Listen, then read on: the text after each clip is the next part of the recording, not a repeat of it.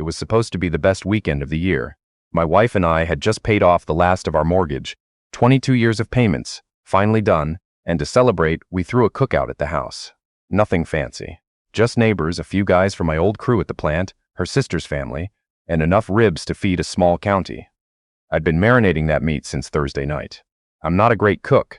My wife would be the first to tell you that, but ribs are the one thing I can do right, and I wasn't going to let anyone else touch that grill. I had a cold bottle of Shiner Bock sweating in my left hand and tongs in the right, and for the first time in a long time, I felt genuinely good.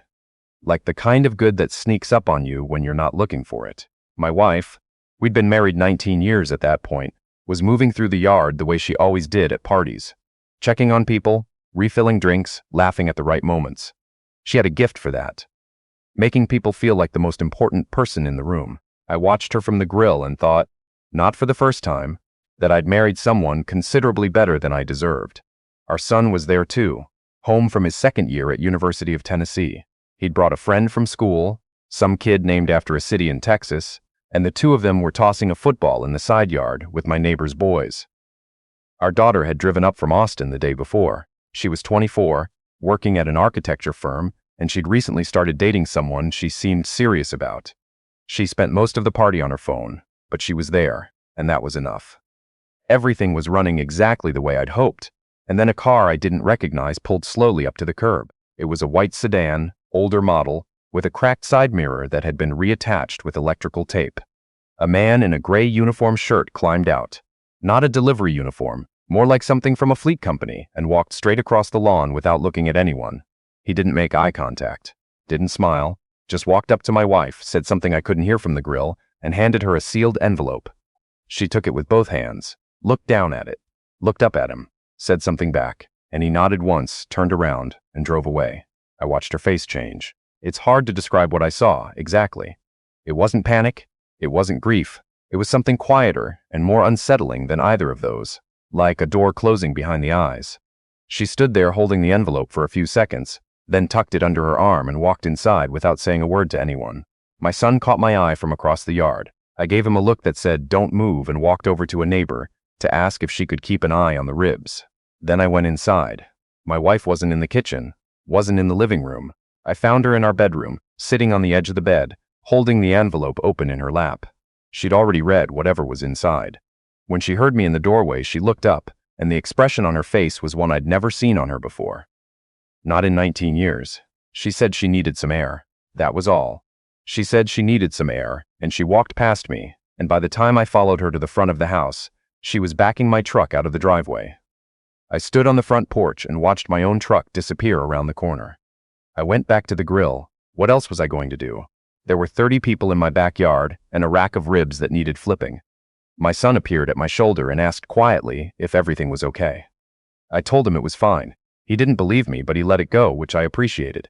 The party wound down over the next 2 hours. People could feel something was off, the way people always can, even when you try to hide it. My daughter's boyfriend, she'd brought him along after all, a quiet, polite guy who worked in logistics, offered to help stack chairs. Everyone left by 7. I sat at the kitchen table and called my wife's cell phone. It went straight to voicemail. I called 3 more times over the next hour. Same thing. My son sat across from me eating cold potato salad and not saying much, which was, I later realized, is exactly the right thing to do. That night I checked our joint bank account online. The first transaction I found was a gas station outside of Shreveport, Louisiana, about 4 hours from our house in Beaumont, Texas, logged at 9:48 p.m. Then a second one, around 2 a.m., at a truck stop in Mississippi. Then nothing. She'd been driving east. I didn't sleep that night. I sat in the living room with the lights on and tried to think about what could have been in that envelope. My first thought was a death in the family, but she would have told me that, or at least called. My second thought was something legal, something serious enough that she had to run. But that didn't fit either. My wife wasn't someone who ran from things. In 19 years of marriage, she'd been the one who always stayed, always worked through it. She was more stubborn than I was, if anything. By Monday morning, I'd called her 17 times. Everyone went to voicemail. I called her older sister, the one who'd been at the party. She said she hadn't heard from her. She sounded worried in a way that seemed genuine, but there was something underneath it, a hesitation that made me uneasy.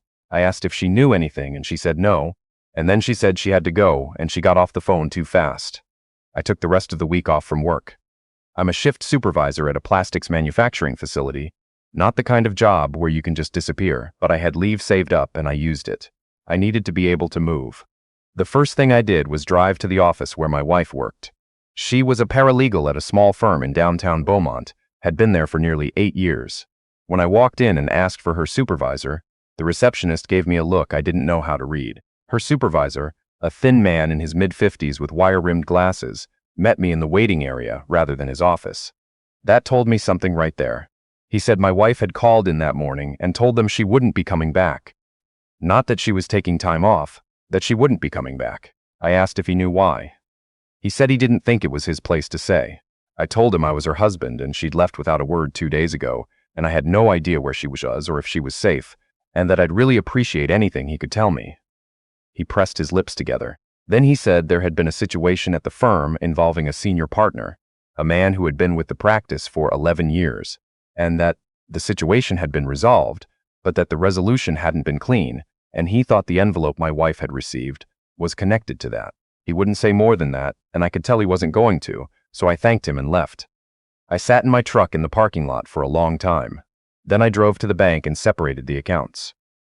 A friend of mine, we grew up together, he works in the county clerk's office now, met me for coffee that afternoon. I told him everything. He listened without interrupting, which is something I've always appreciated about him. When I was done, he asked if I wanted him to see what he could pull up in public records. I said yes. What he found over the next 2 days was this.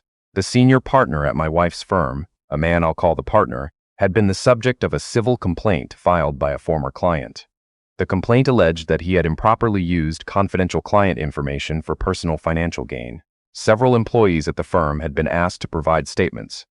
My wife, apparently, had provided one that, according to public records, supported the partner's version of events.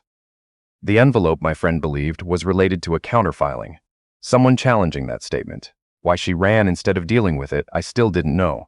I tried to reach her one more time that night. Still nothing. Then I did something I'm not proud of, but I'd do again. I drove to the house of the partner she worked for. Not the supervisor, the partner. The one named in the complaint. I rang the bell. His wife answered. I introduced myself, explained who my wife was, and asked if I could speak to him. There was a long pause. Then he appeared behind her, and even from the doorway I could see that he already knew who I was.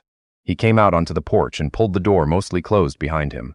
I asked him directly what was going on and why my wife had disappeared. He told me he couldn't discuss active legal matters. I told him that was fine, but I wanted him to understand that I was going to find out one way or another, and that if my wife was in danger or in trouble because of something connected to his firm, I wasn't going to let that sit. I kept my voice level. I'm a big man, and I've learned over the years that I don't need to be loud to be clear.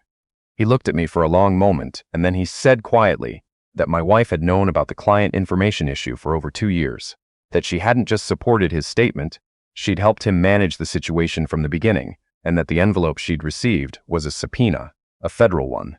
I drove home and threw up in my own driveway. My son asked me that night what was going on. I told him I didn't have all the pieces yet, but that his mother was dealing with something serious, and that I was trying to find her. He nodded. He's always been like that. Takes the information he's given and works with it. Doesn't demand more than you have. I don't know where he got that from. Not from me. I hired a private investigator 3 days later. A woman who'd been recommended to me by the same friend from the county clerk's office. She was in her 40s, former insurance fraud investigator, and she had a habit of speaking in half sentences, like she was always conserving words for something important. I liked her immediately. I gave her everything I had. The gas station receipts I'd pulled from the bank statements before separating the accounts, the direction of travel, my wife's phone number, the name of the partner at the firm. She said give her a week. She called me in 4 days. My wife was in Savannah, Georgia. She'd been staying at an extended stay motel on the outskirts of the city, paying cash, under her maiden name. The PI had traced her through a prescription refill. My wife took medication for a thyroid condition, had for years, and she'd called in a refill at a pharmacy in Savannah 3 days after she left. I didn't call ahead. I drove straight there. 14 hours, 1 stop for gas, and a fast food bag I barely touched. I pulled into the motel parking lot at 5 in the morning and sat in my truck until I saw a light come on in room 114. I knocked on the door. There was a long silence from inside. Then her voice, careful and quiet, asking who it was. I told her it was me. Another silence. Then the sound of the chain lock sliding back. She looked like she hadn't slept in a week. She probably hadn't. She was wearing the same sweatshirt she'd had on the day she left, and she'd cut her hair. Not a lot, just a few inches, like she's done it herself with scissors from a drugstore. She stood in the doorway and looked at me and didn't say anything. I told her I wasn't there to drag her back. I told her I just needed to understand. She stepped aside and let me in. We talked for 4 hours. Most of what she told me I'm not going to put into detail here, partly because some of it is still under legal seal, and partly because it belongs to her as much as it belongs to me. What I'll say is this. She'd gotten involved in covering something up at work. Not because she was greedy, not because she was malicious, but because the partner had convinced her, over months, that what they were doing was a gray area, that it was common practice, that she'd be protected. And she'd believed him, and she'd kept believing him right up until the moment that envelope arrived on my lawn. The federal subpoena wasn't for her, it was for the partner, but it contained her name as a potential witness, and it listed the statement she'd given as a document of interest. She'd panicked, she'd run, and she hadn't called me because she didn't know how to tell me what she'd been part of. I sat there and listened to all of it without interrupting. When she was done, I asked her one question. I asked her if she'd told me the truth right now. All of it. She said yes, I believed her, I still do. I drove back to Beaumont the next day, alone. My wife stayed in Savannah to meet with a lawyer we'd arranged. Someone not connected to the firm, someone clean. I called my own attorney that afternoon. He'd handled our estate paperwork years ago, and I trusted him. What followed was 6 months that I wouldn't wish on anyone. My wife cooperated fully with the federal investigation. She provided testimony that ultimately contributed to a case against the partner, a man who, as it turned out, had been running the same scheme with client funds at 2 previous firms before landing in Beaumont. My wife had been a small piece of a very large machine, and her cooperation made a difference. She received a deferred prosecution agreement, no prison time, a period of supervised release, and a civil fine we're still paying off. I won't pretend that was nothing. It wasn't. It cost us real money, real sleep, real time. There were months where I didn't know if our marriage was going to survive the weight of it. But here's the thing about my wife, the thing I understood clearly by the time everything was settled. She made a bad choice, and then she compounded it with a worse one by not telling me. But she also, when it mattered, walked back in from Savannah and told the truth to people who had real power to use it against her. That took more courage than most people understand. The partner, for his part, was convicted on 4 counts of wire fraud and 2 counts of misuse of client funds. His license was permanently revoked. I read the sentencing report on a Thursday morning before work and felt something I can't quite name. Not satisfaction, exactly. More like the sensation when a noise you've been hearing for months finally stops. My wife came home in the fall. We had a long stretch of quiet after that. Not cold, not distant, just quiet, like 2 people learning how to live in the same space again. Our daughter flew up for Thanksgiving and didn't ask too many questions. My son came home from school and spent most of the break watching football on the couch, which was exactly what we all needed. Somewhere in the middle of that winter, things started to feel normal again. Not the same as before? It wouldn't be the same. And pretending otherwise would be its own kind of lie. But something real was being rebuilt underneath the surface, slowly, the way foundations actually work. I went back to the grill in the spring. Just us and the neighbors, nothing elaborate. I had a cold bottle in my left hand and tongs in the right, and my wife was moving through the yard the way she always does. My son showed up late with his girlfriend from school. They sat in the folding chairs under the oak tree, and I watched them from the grill and thought, quietly, that things had come back around to something worth keeping. The ribs that day were the best I'd ever made. My wife said so, and she doesn't give compliments she doesn't mean.